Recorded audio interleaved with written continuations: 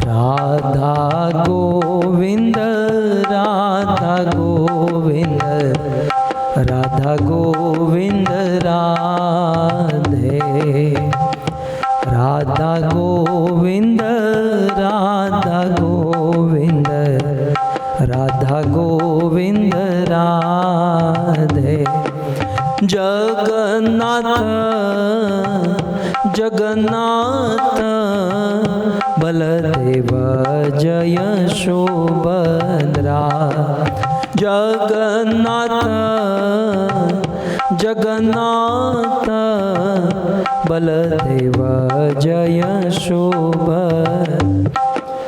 जगन्नाथ स्वामी नयन पथगामी नयन पथगामी भवतु मे। जगन्नाथ स्वामी नयन पथगामी नयन पथगामी भवतु। जय जगन्नाथ जय जगन्नाथ जय बलदेव जय सुभद्रा। जय जगन्नाथ जय जगन्नाथ जय बलदेव जय सुभद्रा। जगन्नाथ स्वामी नयन पथगामी नयन पथगामी भवतु मे।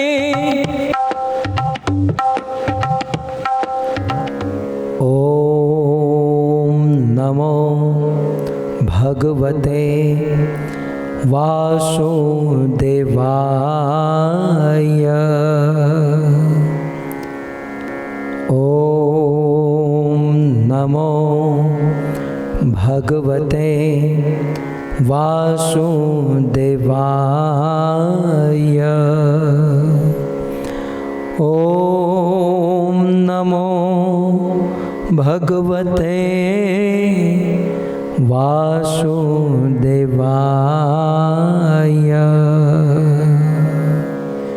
जय जय श्री राधा रमण।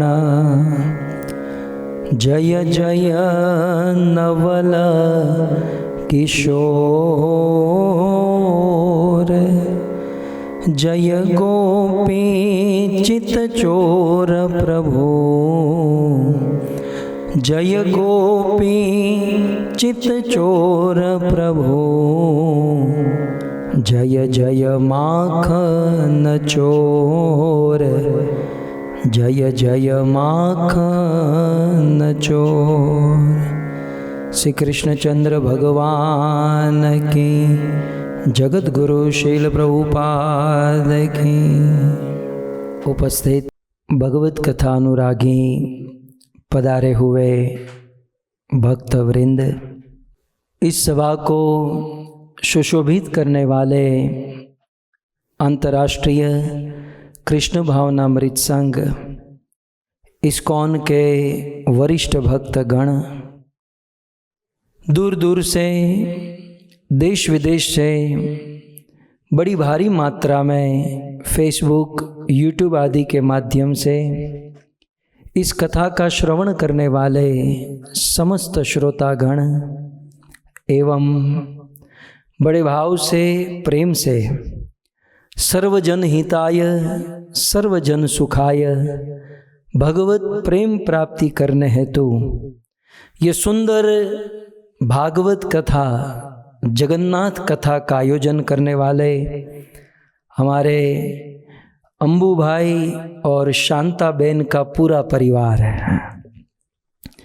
मैं जब जगदीश भाई को तो 3 महीने से तमने 3 महीना थी जोऊं छूं, और इनका जो पूरा परिवार है मानो मनु महाराज का परिवार है। जैसे भागवत में हम लोगों ने सुना कि मनु महाराज के 3 बेटी और 2 बेटे हैं। मनु महाराज के 2 बेटे हुए उत्तानपाद और राजा प्रियव्रत, और मनु महाराज की 3 कन्या थी आकुति, प्रसूति और देवहूति।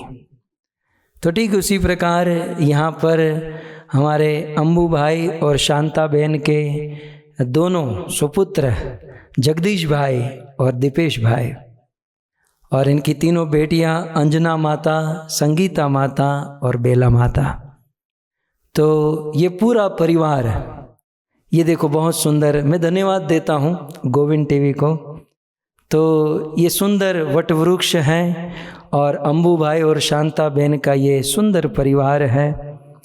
जगदीश भाई और प्रेमलता माता, उनके सुपुत्र मनीष और उनकी धर्मपत्नी फियोना और उनके बच्चे आवा और देवना और इनकी सुपुत्री डिम्पल और इनका दामाद जमाई विशाल और उनके भी बच्चे फारिया, तेया और हेजल और दूसरी सुपुत्री बिंता और संजय और साथ ही साथ दीपेश भाई का परिवार, अंजना माता, राजेंद्र हमारे प्रभु का परिवार, संगीता माता, अशोक जी का परिवार, बेला माता और सुनीत जी का परिवार, इन पूरे परिवार के जितने भी सदस्य यहाँ पर उपस्थित हैं, आप सभी भक्त श्रीमद् भागवत कथा एवं जगन्नाथ कथा के प्रथम दिन में तहे दिल से, हृदय से आप सभी भक्तों का हार्दिक स्वागत एवं आप सभी भक्तों के चरणों में लाल गोविंद दास का प्रणाम। परम सौभाग्य भगवत कथा श्रवण करने का सुंदर अवसर प्राप्त हुआ है। जगदीश भाई, तमने तो જોઈને જ એવું લાગે કે તમારું આખું જીવન નીતિમય અને ધર્મમય વીત્યું હશે।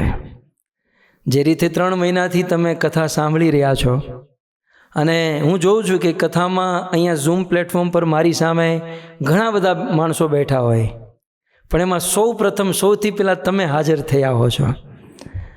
તો અત્યંત ઉત્કંઠા, ભાવના, શ્રદ્ધાથી તમે આ ભાગવત કથા 3 મહિનાથી સાંભળી રહ્યા છો અને આજે આ સુંદર અવસર તમને પ્રાપ્ત થયો, નિમિત્ત માત્ર યજમાન બની અને આ સુંદર ભાગવત કથાનું તમે આયોજન કર્યું। જગદીશભાઈ, હું તમને એટલું જ કહીશ, શાસ્ત્રમાં એવું લખ્યું છે કે ધર્મની સાર્થકતા ત્યારે જ કહેવાય, धर्म की सार्थकता तब होती है जब धर्म के साथ धर्म हो, धन के साथ धर्म हो। सो धन की सार्थकता तब है जब धन के साथ धर्म हो। बिना धर्म वाला धन क्या कहा जाए, व्यासपीठ पर बैठकर ऐसे शब्द शोभित नहीं देते हैं। बाकी बिना धर्म का धन तो वेश्याओं के पास भी होता है। सो धन की सार्थकता यह है जिस धन के साथ धर्म लगा हो। और एक बात याद रहे कि इस संसार में धन तो सबके पास होता है, धन संपत्ति प्राय अनेक लोगों के पास होती है, परंतु उस व्यक्ति की संपत्ति ही वही व्यक्ति का धन धर्म में लग सकता है जिनका धन शुद्ध है, जिनका धन पवित्र है, जिनका धन नीतिमय है और धर्ममय है। तो आज इतना सुंदर भागवत कथा का आयोजन हमारे जगदीश भाई ने किया, ये पूरे परिवार ने किया। आज जगदीश भाई तमे साबित कर्યું કે તમારું ધન, તમારું જીવન વાસ્તવમાં નીતિમય અને ધર્મમય વીત્યું છે। તમને જોઈ અને મને તો આપણા દેશનો ઈ ભજન યાદ આવે। આપણે ત્યાં કહે છે ને, શિર મળે પણ સમય મળે નહીં, શિર મળે પણ સમય મળે નહીં, સાધુ છે મહેમાન। અવસર આવીએ પાછા ન પડીએ, અવસર આવીએ પાછા ન પડીએ, કાયા થાય કુરબાન, મેરા મણ માજા ન મૂકે, અને ચેલૈયો સત ના ચૂકે। इस संसार में जन्म मनुष्य जीवन तो अनेकों बार मिलता है, लेकिन भक्तों इस मनुष्य जीवन को प्राप्त करके साधु संत का सानिध्य, साधु संतों की संगति, सत्संग बहुत कम मिलता है।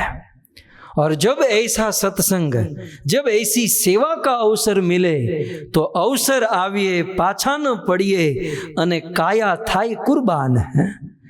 अवसर आवे पाछा न पड़िए, પછી ભલે આ કાયાને કુરબાન કરવી પડે તો કરી નાખીએ। અને એટલે તો આપણા દેશના સંતોએ કીધું છે ને, દધીચી ઋષિને હે દેવતા યાચે, દધીચી ઋષિને દેવતા યાચે, વાસાનું કરવા વજર, હે કુહાડે જેના અંગડા કાપ્યા, હે કુહાડે જેના અંગડા કાપ્યા, ત્યારે મળ્યા ભગવાન, મેરા મણ માજા ન મૂકે, અને છેલ્યો સતના ચૂકે। દધીચી જેવા દધીચી ઋષિ નૈમિષારણ્યમાં તપસ્યા કરે અને આખું જીવન ભગવાનનું ભજન ભક્તિ સાધના કરે, અને અંતિમ સમયે દેવતાઓ આવે, નિવેદન કરે કે અમારે તમારું શરીર જોઈએ છે અને તમારા શરીરના હાડકામાંથી અમારે વજ્ર તૈયાર કરવું છે।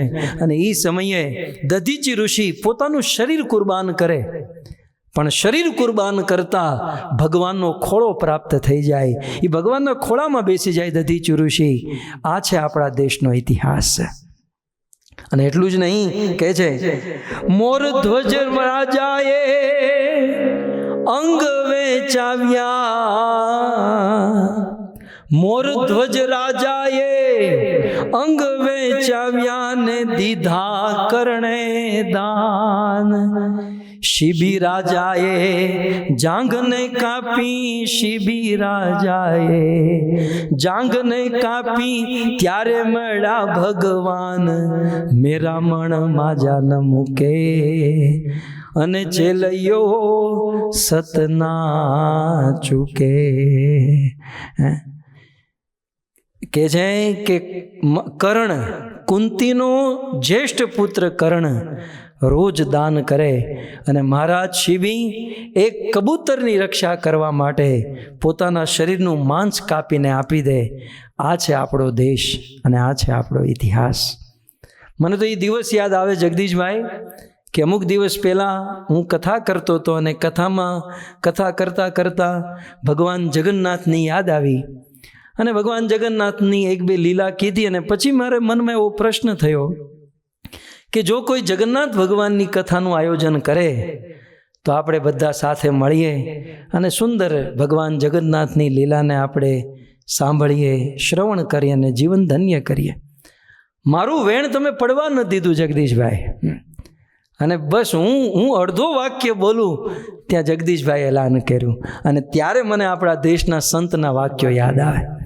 હું ભાગું તો મારી અને ભોમકા લાજે, હું ભાગું તો મારી ભોમકા લાજે, ભોરિંગ ના જીલઘાર, मेरू सरीखा डोलवा लागे, मेरू सरीखा डोलवा लागे, ने आकाश नाया धार, मेरा मन माजा न मूके, अने छेलयो सतना चूके। धन्य हो बाप, धन्य हो તમારા ધર્મને, તમારી આ શુરવીરતાને, તમારા સંસ્કારને, તમારી પુણાઈને, તમારા બાપ દાદાના ધર્મને ધન્ય છે। મને ગંગા સતી પાનભાઈ યાદ આવે। હવે આ તો ગુજરાતી ડાયરો છે ભાઈ, મારી સામે અત્યારે ઝૂમમાં જેટલા વિડીયોમાં બેઠા છે આ બધાય ગુજરાતી છે, એટલે ગુજરાતી તો આવશે જ। આપણે આ કીધું ને, મેરું તો ડગે પણ જેના પણ ના ડગે પાનભાઈ, અને ભાંગી પડે બ્રહ્માંડ, બ્રહ્માંડ ભાંગી પડે પણ મેરું ડગી જાય, સુમેરુ પર્વત હલી જાય, પણ જેના પ્રણ વચન ના ડગે। એવા અમારા જગદીશભાઈ, અમને એનો આખો આ પરિવાર અને આપના દ્વારા આ સુંદર ભાગવત કથાનું આયોજન થયું।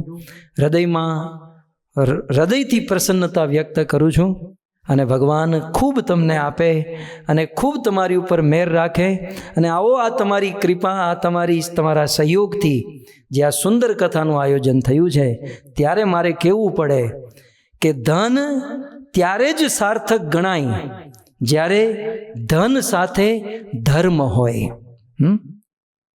ધર્મ વગરનું ધન વાંજ્યું કહેવાય. વિશિષ્ટતા, જીવનમાં અનેકો પ્રકારની વિશિષ્ટતા ત્યારે જ સાર્થક કહેવાય જ્યારે જીવનમાં શિષ્ટતા હોય. સુંદરતા, આપણા જીવનમાં સુંદરતા ત્યારે જ સાર્થક કહેવાય જ્યારે ચરિત્ર શુદ્ધ હોય. સંપત્તિ, આપણે જીવનમાં સંપત્તિ પડે, પણ સંપત્તિ ત્યારે જ સાર્થક કહેવાય જ્યારે સેહત સારી હોય, જ્યારે શરીર સારા હોય. આપણે ત્યાં કીધું ને કે પેલું સુખ તે જાતે નરિયા. ગમે એટલી સંપત્તિ, ગમે એટલું ધન, પણ જો શરીર જ કામ ન કરતું હોય તો સંપત્તિ શું કામની. ઘણીવાર કરોડોના મહેલમાં રહેતા હોઈએ, ભોજન શાક સામગ્રીની કોઈ અછત ન હોય, પણ ડાયાબિટીસ હોય, સંપત્તિ હોવા છતાં એને ભોગવી ન શકીએ, તો સંપત્તિની સાર્થકતા ત્યારે જ કહેવાય જ્યારે સંપત્તિની સાથે સેહત સારી હોય. કે છે દેવસ્થાનની સાર્થકતા ત્યારે કહેવાય જ્યારે હૃદયમાં ભાવ હોય. ભાવ વગર દેવસ્થાન, મંદિરનો પૂર્ણ લાભ ન લઈ શકાય. જ્ઞાનની સાર્થકતા ત્યારે કહેવાય જ્યારે એ જ્ઞાન આપણા જીવનમાં આચરણ હોય. આચરણ વગર જ્ઞાનની સાર્થકતા ન કહેવાય. આપણે ત્યાં નીતિમાં એક શ્લોક કીધો, સ્વયં ભગવાન કહે છે કે યથા ખર ચંદન ભારવાહી ભારસ્ય વેતા નતુ ચંદનસ્ય તથાચ વિપ્રા શ્રુતિશાસ્ત્ર યુક્તા મદભક્તિહીનો ખરવત વદંતી. સ્વયં ભગવાન એવું કહે કે ઘણીવાર મલય પર્વત ઉપર સુંદર ઉચ્ચ કોટીનું ચંદન ઉત્પન્ન થતું હોય છે. બહુ મોંઘું ચંદન હોય, સોના કરતાં પણ વધારે મોંઘું હોય. પણ એ મલય પર્વત ઉપર એ ચંદનના લાકડાને એક સ્થાનથી બીજે સ્થાને લઈ જવા માટે ત્યાંના કુંભારો, ત્યાંના મિસ્ત્રીઓ ગધેડાઓનો ઉપયોગ કરે. એ ગધેડા ઉપર ચંદનના લાકડા રાખી એક જગ્યાએથી બીજી જગ્યાએ લઈ જાય.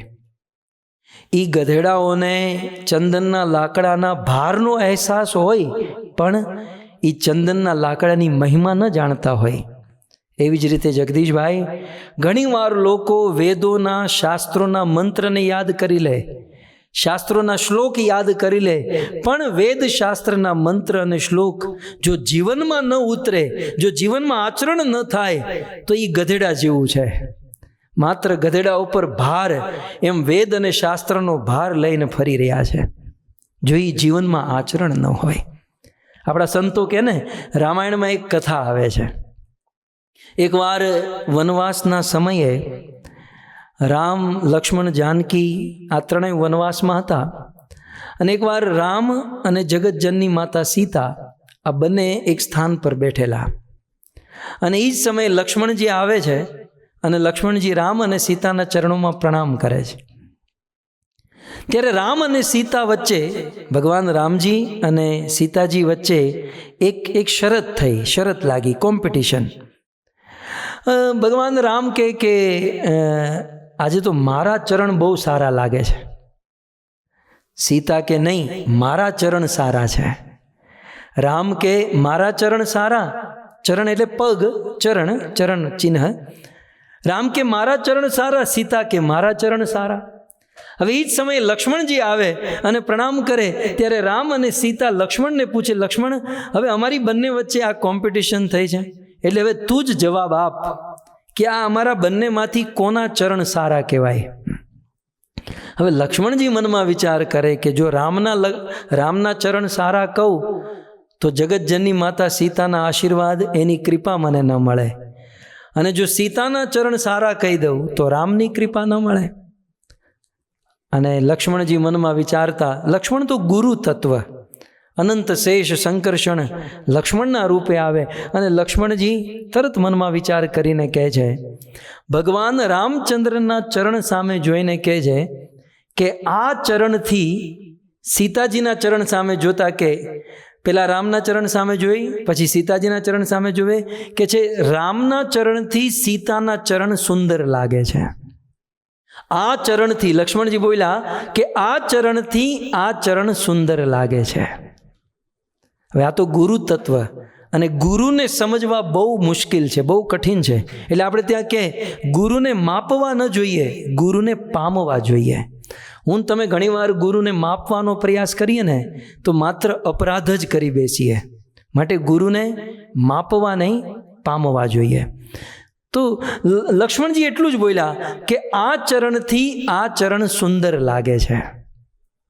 ભક્તો, આના 3 અર્થ થાય, જ્યાં સુધી મને સમજાય ત્યાં સુધી, કે લક્ષ્મણજીએ કીધું કે આ ચરણથી આ ચરણ સુંદર લાગે છે, એનો અર્થ રામજીના ચરણથી સીતાજીના ચરણ સુંદર લાગે છે. એનો અર્થ આ સીતાજી રામજીના પત્ની છે, આ સીતાજી રામજીની સેવા કરે છે, માટે રામજીના ચરણથી સીતાજીના ચરણ સુંદર લાગે છે. પણ ભક્તો, ફાઇનલી આનો અર્થ એ થાય કે આચરણથી આચરણ સુંદર લાગે. આ અને ચરણને તમે જોઈન્ટ કરી દો તો આચરણ થઈ જાય. તો આચરણથી આચરણ સુંદર લાગે. સારી છે કે જીવનમાં આચરણ હોય તો આપણા ચરણ સુંદર લાગે.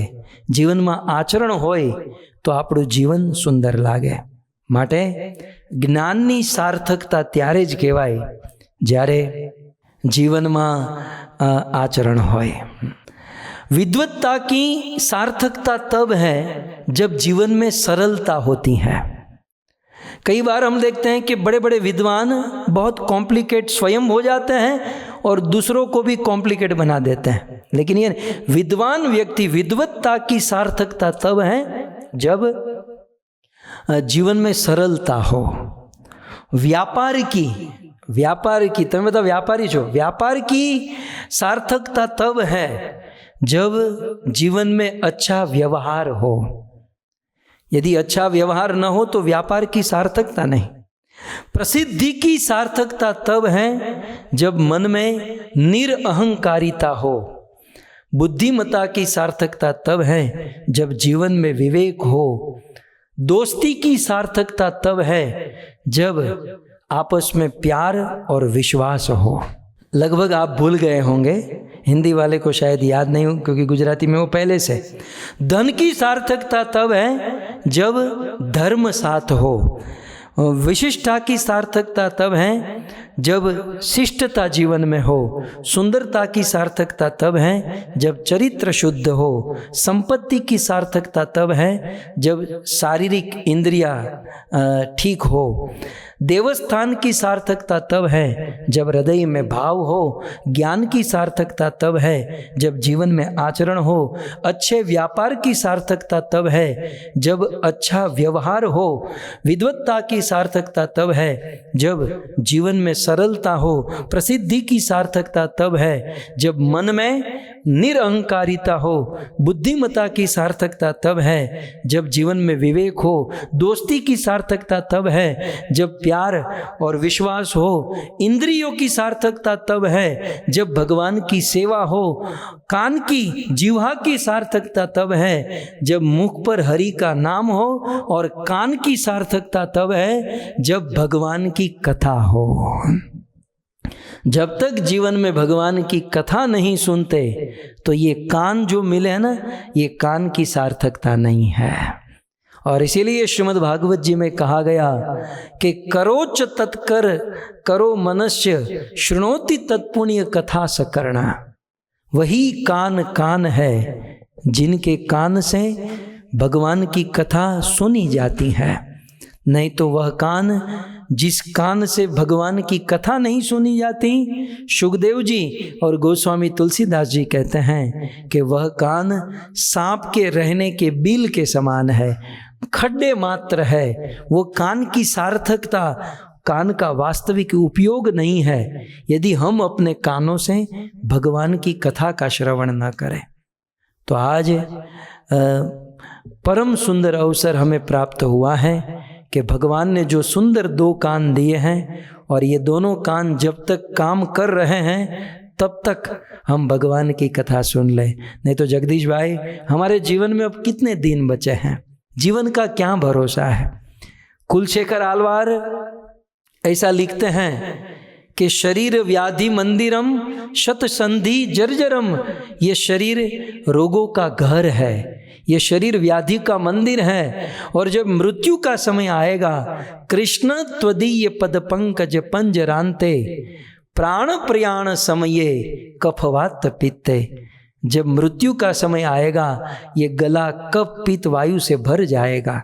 बोलना भी चाहेंगे तो भगवान का नाम बोल नहीं पाएंगे, सुनना भी चाहेंगे तो ये कान, ये श्रवण इंद्रिया काम नहीं कर रही होगी। तो जब आज ये जीवा, ये कान काम कर रहे हैं तो इस समय जीवा से भगवान का नाम और कानों से भगवान की कथा सुनकर जीवन को सार्थक करें। श्रीमद् भागवत के 5वें स्कंद में पृथु महाराज के यज्ञ में जब भगवान विष्णु प्रकट हुए और प्रसन्न होकर कहा, पृथु मांग, तुझे जो चाहिए वह मांग। तब पृथु महाराज ने यही कहा, प्रभु वैसे तो मुझे कुछ नहीं चाहिए, लेकिन आपको देना ही है तो मुझे 10,000 कान दे दीजिए, क्योंकि आपकी कथा सुनने के लिए प्रभु ये 2 कान बहुत कम पड़ रहे हैं, ये 2 कान बहुत कम पड़ रहे हैं आपकी कथा को सुनने के लिए। 10,000 कान दे दीजिए ताकि 10,000 कानों से मैं आपकी कथा सुनता रहूं। तो भगवत कथा सुनना यही जीवन की सार्थकता है। और आज हम सब लोग, अंबू भाई और शांता बहन का ये पूरा परिवार, जगदीश भाई और प्रेमलता माता, इनके सहयोग से और हमारे परम गुरु शिल प्रभुपाद महाराज की कृपा से हम सब लोग एक छत के नीचे बैठकर एक साथ उपस्थित होकर अपने मनुष्य जीवन को सफल करने के लिए भगवत कथा का श्रवण करने जा रहे हैं। आप सभी भक्तों का तहे दिल से स्वागत करते हैं। आइए भागवत कथा की ओर आगे बढ़े। वैसे जगदीश भाई ने निवेदन किया कि हम जगन्नाथ भगवान की कथा करेंगे।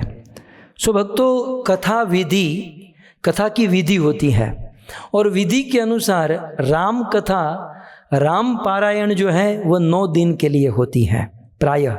ऐसा गोस्वामी तुलसीदास जी ने रामचरितमानस में लिखा। राम पारायण 9 दिन के लिए होती है। श्रीमद् भागवत कथा वेदव्यास जी लिखते हैं कि वे 7 दिन के लिए होती हैं। श्रीमद् भागवत कथा का जो विधान है वो 7 दिन का है। कई बार समाज में, लोक में कुछ लोग कहते हैं कि 7 दिन ही क्यों। आपको तो इसका अनुभव नहीं होगा, हमें बहुत अनुभव है कि भैया आप 7 दिन ही कथा क्यों करते हो।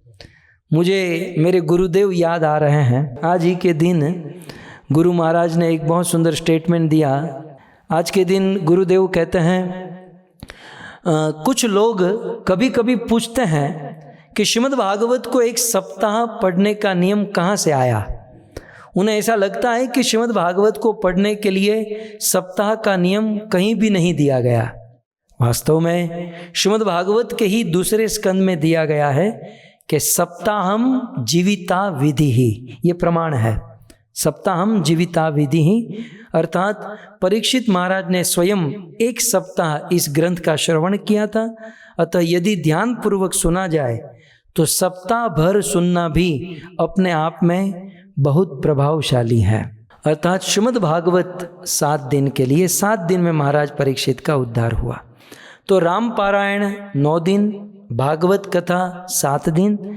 तो जगन्नाथ कथा जो है विधि के अनुसार 5 दिन होती हैं और हमारे पास जगदीश भाई के द्वारा 7 दिन मिले हैं।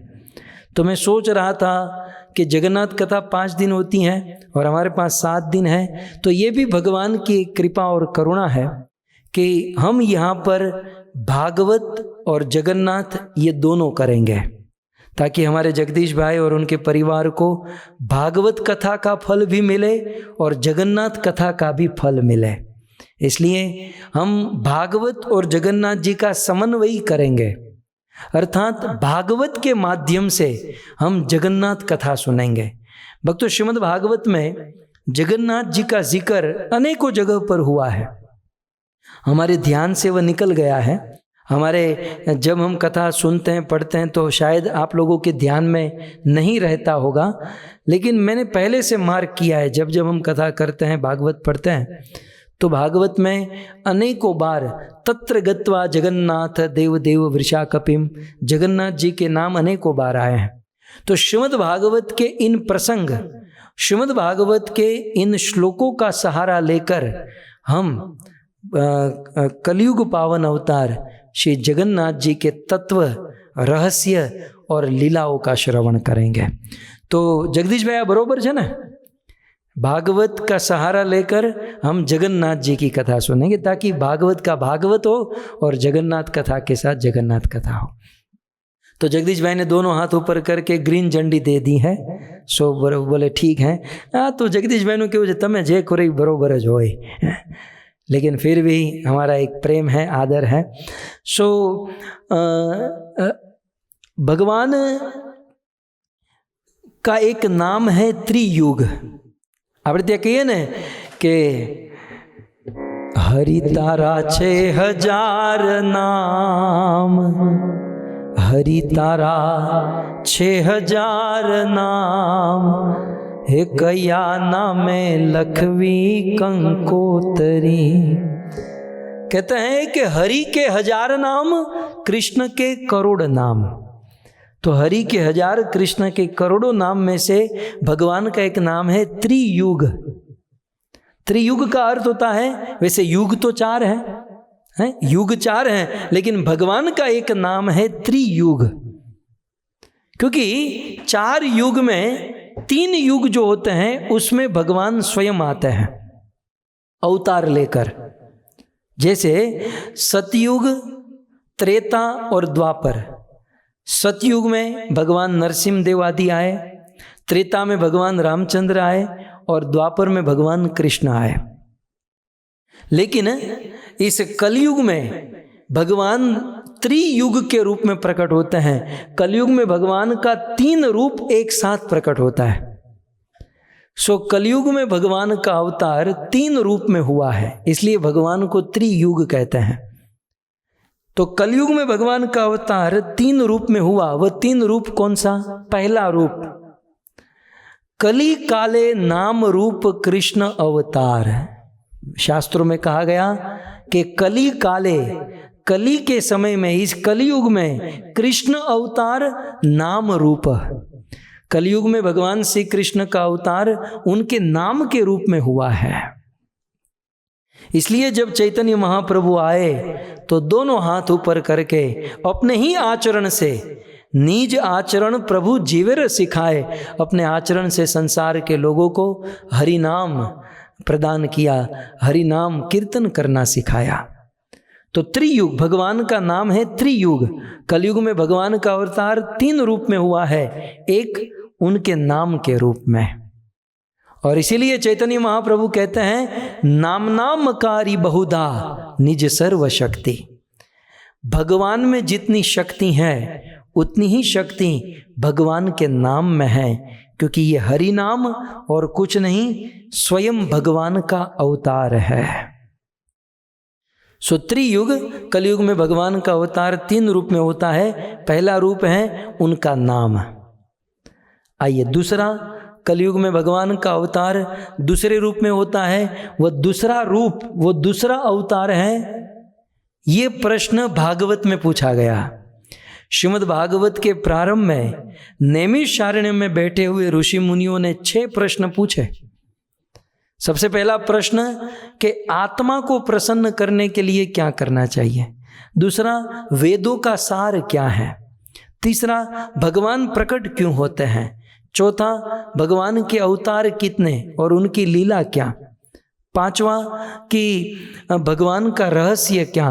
और छठा प्रश्न 88,000 ऋषि मुनियों ने पूछा, ब्रूहि योगेश्वरे कृष्णे ब्रह्मण्ये धर्मवर्मणि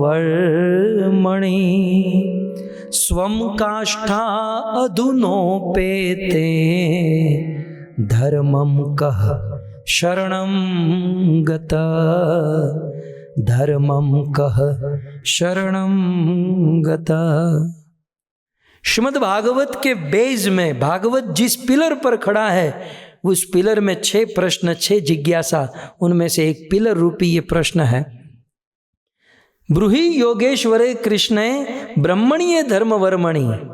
हे सूत गोस्वामी, जब भगवान कृष्ण इस धरती पर थे द्वापर युग में, तो उस समय कृष्ण अपने आचरण से या कृष्ण अपनी लीला से या भगवान कृष्ण अपने उपदेश भगवत गीता आदि से धर्म का प्रचार किए, धर्म का पालन किए, संसार के लोगों को धर्म सिखाए।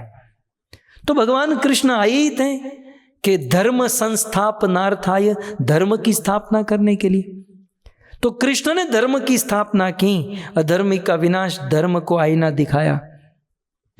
लेकिन ऋषि मुनियों का प्रश्न कि कृष्ण के चले जाने के बाद स्वम काष्ठा अधुनोपेते, जब भगवान कृष्ण 128 वर्ष तक रहे और फिर जब चले गए तो धर्मम कह शरणम गत, तो धर्म किसकी शरण में गया?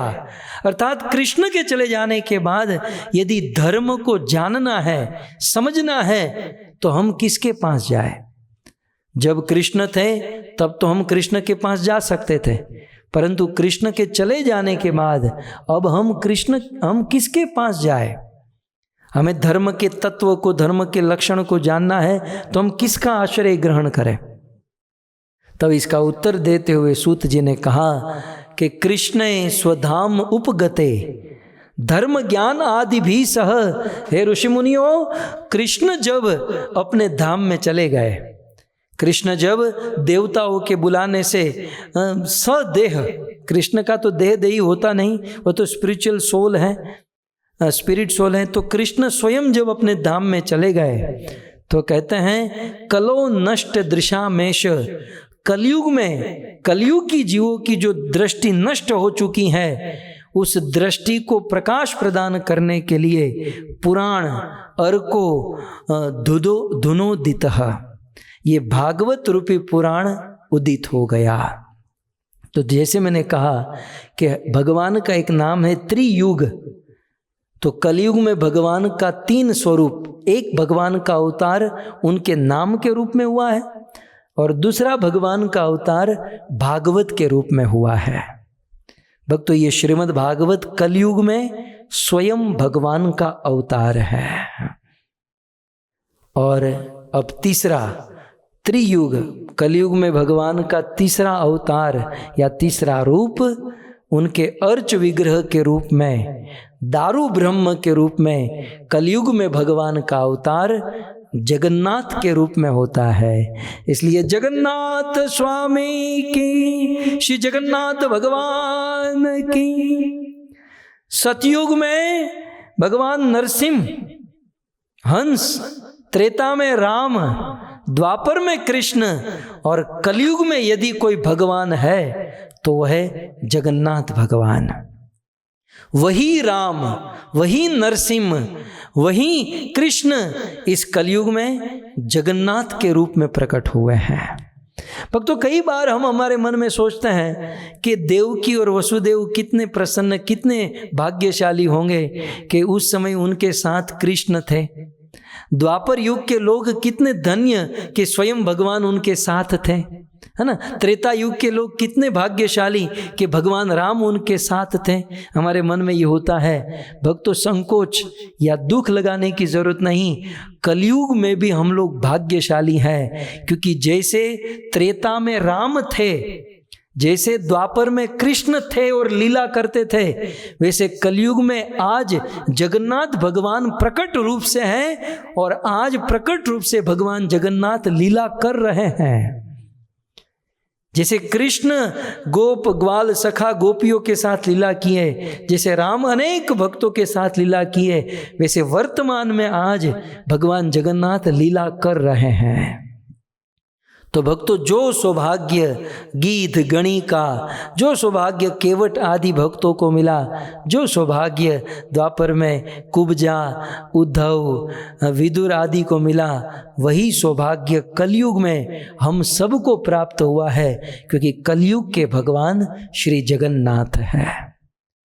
भक्तों, ये कृष्ण के लिए पास्ट टेंस लगाना होगा। कृष्ण थे, कृष्ण ने वो किया, कृष्ण ने ये किया। राम के लिए पास्ट टेंस लगाना होगा कि राम ने ये किया, राम ने ये किया। लेकिन जगन्नाथ जी के लिए कोई पास्ट टेंस नहीं। जगन्नाथ जी है और वर्तमान में उनकी लीला चल रही है, जगन्नाथ जी की लीला हो रही है। बस दिल में वह भाव, श्रद्धा और भक्ति होनी चाहिए। भक्तों, वर्तमान में जगन्नाथ जी बहुत सुंदर लीला करते हैं। आइए सर्वप्रथम तो जगन्नाथ जी के जन्म की कथा सुनेंगे। चाहे राम कथा हो, कृष्ण कथा हो, पहले तो जन्म की कथा होती है और जन्म के बाद कर्म की कथा होती है। भगवान जगन्नाथ के जन्म की कथा, भक्तों, भगवान का कोई भी अवतार, एक बात याद रहे, भगवान का कोई भी अवतार जब होता है तो भक्त के साथ कुछ ना कुछ कनेक्शन होता है। बिना भक्त के भगवान का अवतार इम्पॉसिबल। अर्थात भगवान को प्रकटाते हैं, भगवान को धरती पर लाने पर मजबूर करते हैं तो एकमात्र उनके भक्त। मैं वो भजन भूल गया हूं, लेकिन उस भजन में भक्त का बहुत सुंदर भाव है कि प्रभु, यदि हम न होते तो तुमको कौन पूछता। यदि आपके भक्त न होते, साधु संत न होते, तो आपकी कोई वैल्यू नहीं होती, आपकी कोई डिमांड नहीं होती। प्रभु, आपकी डिमांड, आपकी वैल्यू बढ़ाने वाले यदि कोई है तो वो साधु संत है। तो बात भी सत्य है, यदि साधु संत भक्त न हो तो भगवान इस धरती पर संभव न है। वैसे भगवत गीता के 4 अध्याय में कृष्ण अर्जुन से कहते हैं, अर्जुन, मैं इस धरती पर क्यों आता हूं? अर्जुन ने पूछा था कि प्रभु, कदा कदा तौ अवतरिष्यसि, प्रभु कब कब आप इस धरती पर आते हो? तब कृष्ण ने कहा, यदा यदा अहम अवतरिष्यसि। और कहते हैं, यदा यदा ही धर्मस्य ग्लानिर्भवति, जब जब धर्म की ग्लानि होती है, अधर्म का उत्थान होता है, दुष्ट आसुरी शक्ति जब फैल जाती है, अधर्म का विनाश करने के लिए, दुष्टों का विनाश करने के लिए, धर्म की स्थापना करने के लिए इस धरती पर प्रकट होता हूं। थोड़ा सा विचार करें। कृष्ण कहते हैं कि मैं धर्म की स्थापना करने के लिए धरती पर आता हूं। आप थोड़ा सा विचार कीजिए कि भगवान जैसे भगवान को धर्म की स्थापना करने के लिए क्या इस धरती पर आने की जरूरत है? नहीं है। यदि धर्म की स्थापना करनी होती तो उनके साधु संत, उनके भक्त काफी हैं। मुझे ये बताइए, कृष्ण इस धरती पर आकर धर्म की स्थापना किए, कितना कर पाए? और उसके कंपेयर में शिल प्रभुपाद इस धरती पर धर्म की स्थापना किए, कितना कर पाए? पूरी दुनिया में डंका बजा दिया। तो एक भक्त, एक साधु, एक संत जितनी धर्म की स्थापना कर सकते हैं उतना भगवान नहीं कर सकते।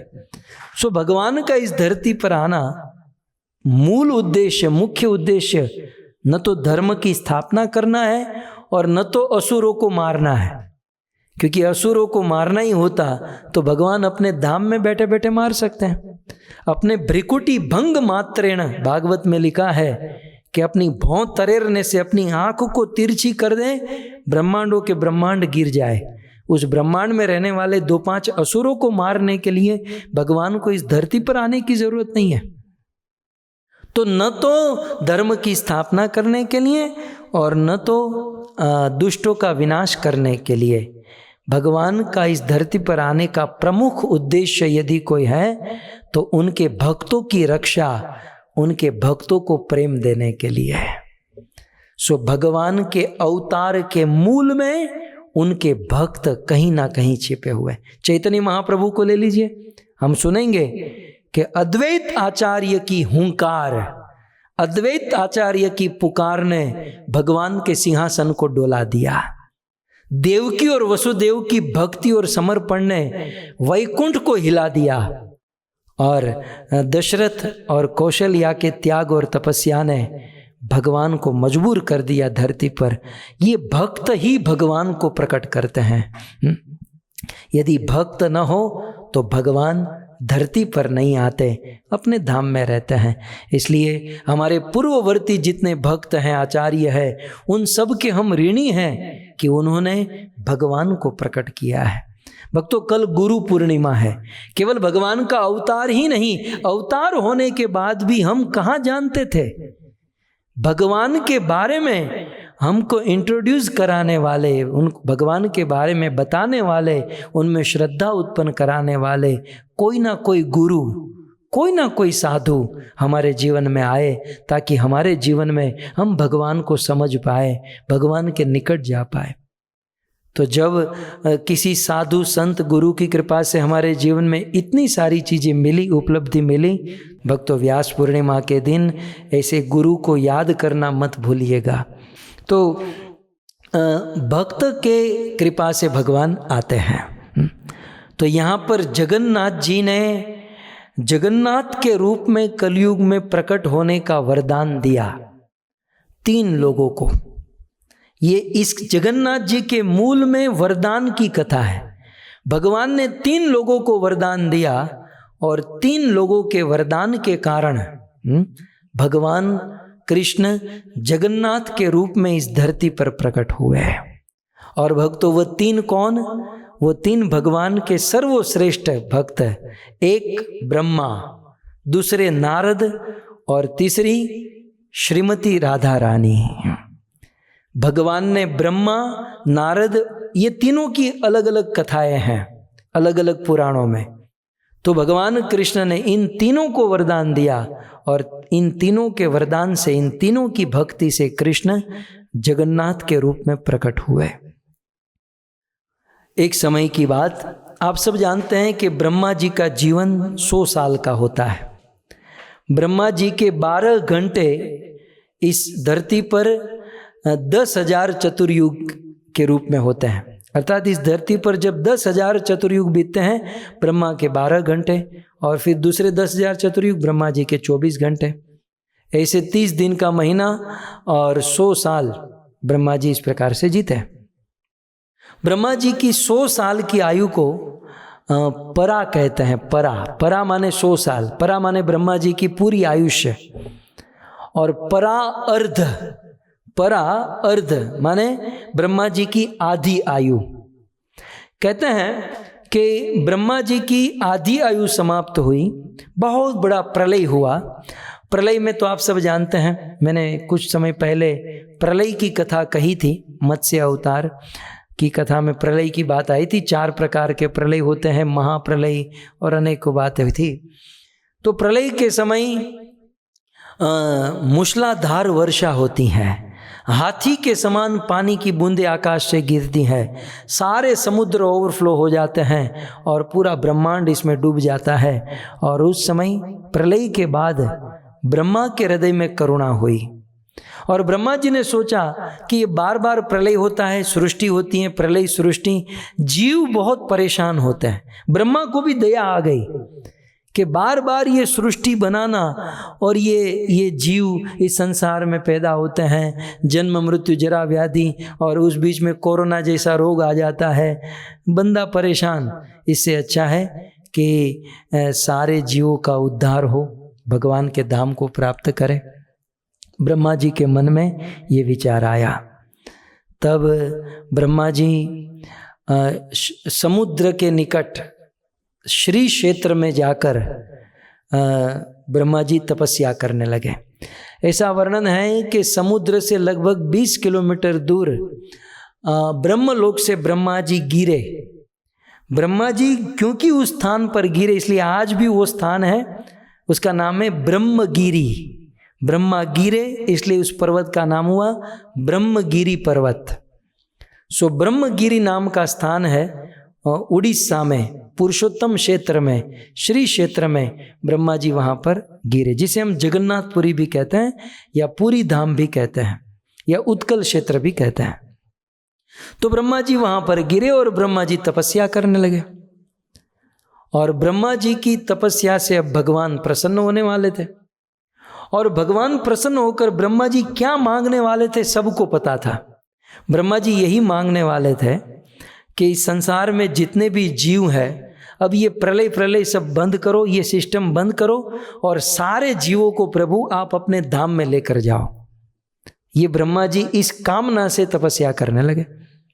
जब ब्रह्मा जी की तपस्या परिपूर्ण होने लगी, उस पॉट पर पहुंची कि बस अब भगवान आने ही वाले हैं, उस समय यमराज धरती पर आए।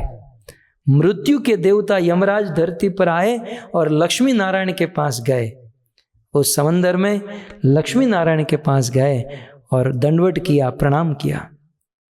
भगवान लक्ष्मी नारायण ने कहा कि यमराज जी आप आए, आपके आने का कोई विशेष कारण? यमराज जी ने कहा मैं आपकी सेवा में लगा हुआ हूँ, पहले तो मुझे आपसे वचन चाहिए, जो मांगूंगा आप दोगे।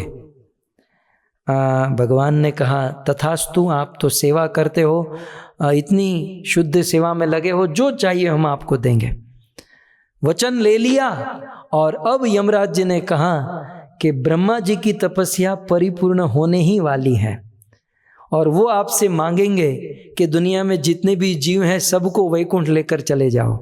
तो प्रभु यदि ऐसा हो गया तो मेरा कारखाना तो बंद हो जाएगा, मेरी जॉब, मेरी सेवा तो छूट जाएगी, फिर नरक में कौन जाएगा?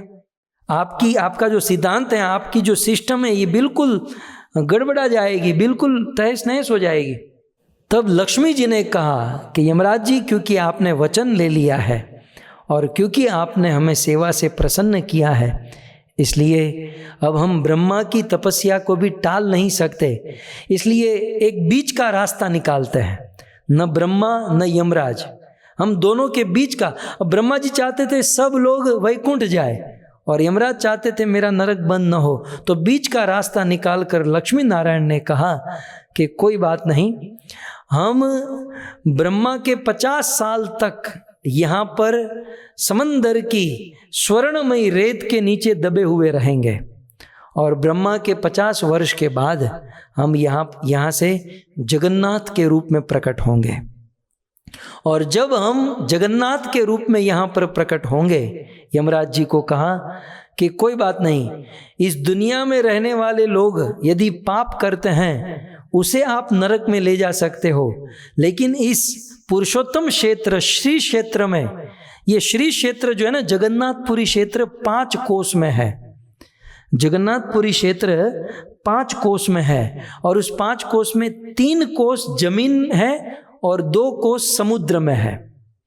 इसलिए इसे शंख क्षेत्र कहते हैं। कभी आपने शंख देखा है? शंख आप ऐसे हाथ में लोगे और शंख भगवान की पूजा करने के लिए उसमें पानी भरोगे तो उसका 3 भाग शंख का ठोस भाग होगा और 2 भाग में पानी होगा।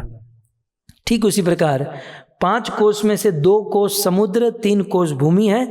तो लक्ष्मी नारायण ने कहा कि हम जगन्नाथ बलदेव सुभद्रा के रूप में यहाँ ब्रह्मा के 50 साल के बाद प्रकट होंगे। उस समय यमराज, दुनिया में कोई भी पाप करने वाले को तुम नरक में ले जा सकते हो, लेकिन इस 5 कोस में श्री क्षेत्र, पुरुषोत्तम क्षेत्र जगन्नाथपुरी में रहने वाले को तुम कभी नरक में नहीं लेकर जाओगे। चाहे वह कितना भी पाप करे, चाहे वह कैसा भी जीव हो, हमारे आश्रय में 5 कोस में रहने वाले को तुम नरक नहीं लेकर जाओगे। इस प्रकार से स्कंद पुराण में भगवान ने, लक्ष्मी नारायण ने यमराज जी को वरदान दिया। और दूसरी ओर ब्रह्मा की तपस्या समाप्त हुई, भगवान ने दर्शन दिया और ब्रह्मा को निवेदन किया कि आप राह देखो, आपके 50 वर्ष के बाद स्वर्ण रेत से हम प्रकट होंगे और जगन्नाथ के रूप में यहाँ पर हमारी स्थापना होगी और हमारा कलयुग में हम लीला करेंगे और कलयुग के जीवों का उद्धार करेंगे। तो इस प्रकार से ब्रह्मा जी की तपस्या से प्रसन्न होकर भगवान संसार के जीवों के ऊपर कृपा करुणा करने के लिए इस कलयुग में जगन्नाथ के रूप में प्रकट होने का वरदान प्रदान किए। तो इस प्रकार ब्रह्मा को वरदान दिया और अब नारद को वरदान देना और राधा रानी को वरदान दिया, इसकी कथा हम लोग कल सुनेंगे। तो आप सभी भक्तों का हम धन्यवाद करते हैं। आप सभी भक्त अपना कीमती समय निकालकर इस भागवत कथा को धैर्य से, प्रेम से, श्रद्धा से श्रवण किए। आप सभी भक्तों का धन्यवाद।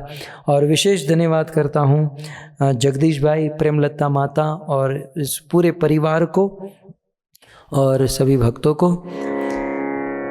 श्री जगन्नाथ भगवान की, ग्रंथराज श्रीमद् भागवतम महापुराण की, श्रील प्रभुपाद की, निताई गौर प्रेमानंदे।